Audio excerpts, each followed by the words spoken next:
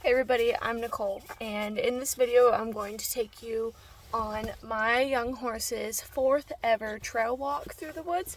She's been ponying through the woods a little bit and has done little things to build her up to this, but now I am leading her through the woods, having a nice little trail walk, allowing her to explore, and treating it the same way that I hope it to go whenever I ride her. So, come along with me and I hope you enjoy. So the past couple trail walks I had my dog with me, but I don't have her today, so that allows me to have that extra hand to focus on my horse and focus on making a little video here. So we are just now walking away from the pen in the pasture where my other horses are, and we are headed into the woods.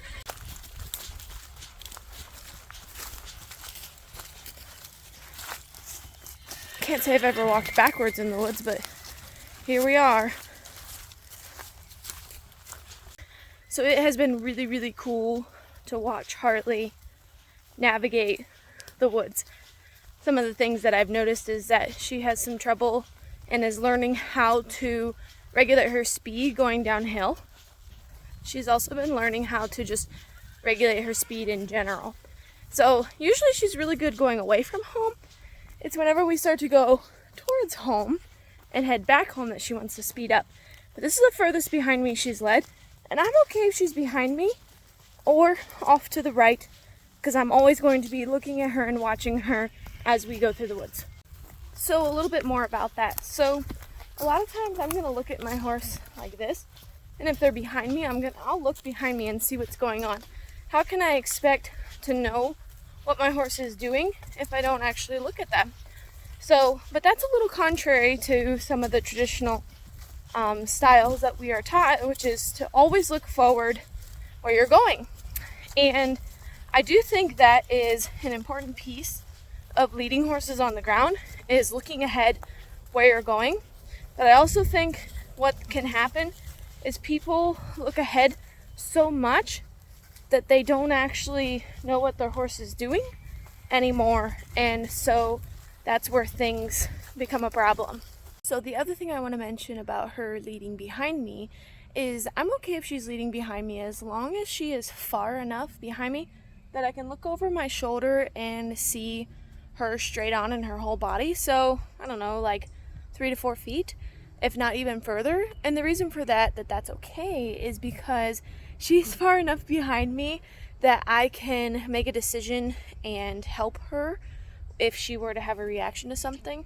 It's more dangerous if she's like right behind me, because then she could go forward. But also I've learned a lot about Harley, and she's not really one to bowling ball people, but other horses are, and I still have to be prepared that she could decide to do that if something scared her just right. But she's feeling pretty calm right now. So things happen. The key is just staying tuned into it. She really likes to check out the ground and the mud and all that kind of stuff, but she does want to snag a bite sometimes. And I have to be really careful that she's not trying to eat too much, because we are not going to just snack the whole time on the trail. Because I'm filming there, she got ahead of me. So when that happens, I just do a little reset, do a little half moon circle, and get her back beside me. Use my hand here to slow her down. Just getting a little too fast. We're on a slight decline and it's muddy. So. Okay, so the phone is balanced on a branch. I'm in my forester outfit. But I want to show you what I do whenever they get ahead of me a little bit. So let's say I'm walking down the trail. I'm walking down the trail like this, and she ends up ahead of me like that. And I say, I pick up the rope, it's not quite working, let's say.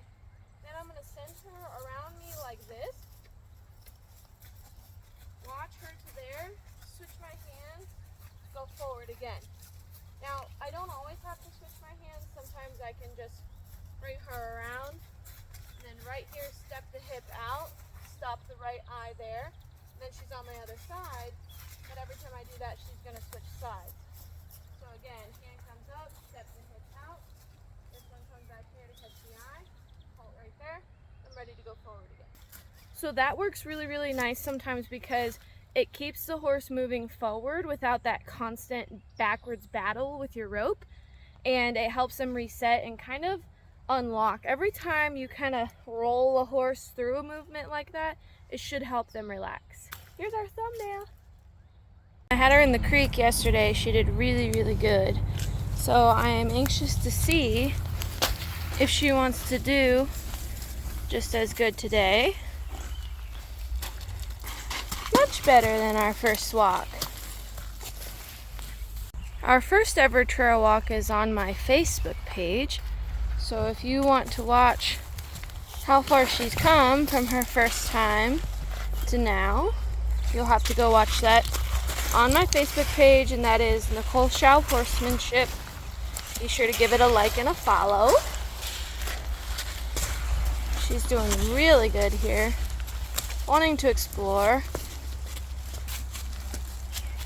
Just gotta keep a little handle on her.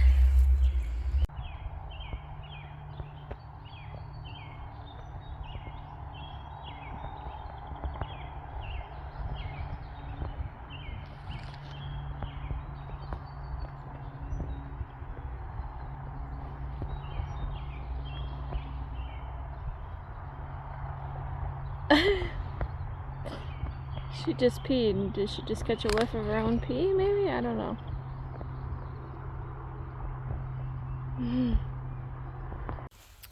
So I like to take her out alone, and the reason for that is because it allows and gives her and I the chance to really lean on each other versus her following the constant energy of other horses, whether that is a good energy or a bad energy. Sorry, not good or bad, whether that's a good energy or a high energy. And so I like to be sure that she can follow my guidance. And when I'm out here alone, I can take my time. There's nobody trying to get anywhere. It's just us doing our thing. And that is really, really valuable. She just chose the hard route. Oh. And it helps me understand her and her tendencies more so. And I am cool with doing that on the ground here, especially because she's not broke to ride yet. So that makes a big difference in everything that we do and why.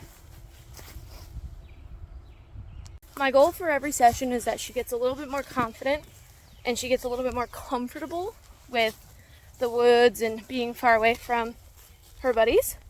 And luckily these are woods that I already ride, so I'm good and familiar with them, which I think is really, really important whenever I'm trying to teach like this. I kind of know what I'm getting into. Now here comes the more challenging part, which is heading home. So I'm not sure how much I will film because I'm going to need to be really, really attentive. One of the things that Harley struggles with is anything that makes it feel like she doesn't have the freedom to move like she'd like to.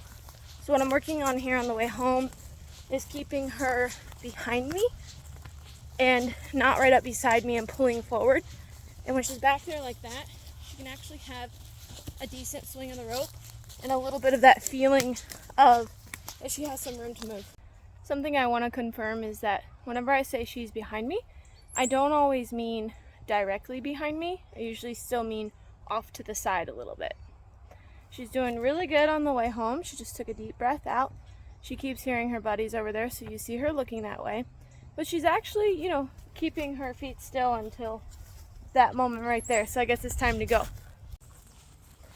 My last thoughts as we round up our trip home here is there's nothing that compares for a good trail ride or trail walk like this.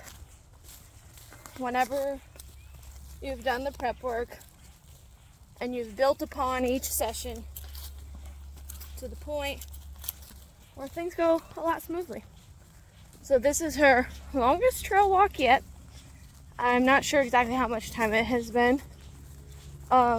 She's only 3, and she is really calm here on the final piece of the home stretch. And that's what we're after. So I hope you enjoyed this. If you have any questions, just leave them below. Please subscribe and follow my Facebook page if you'd like to. So thanks for watching.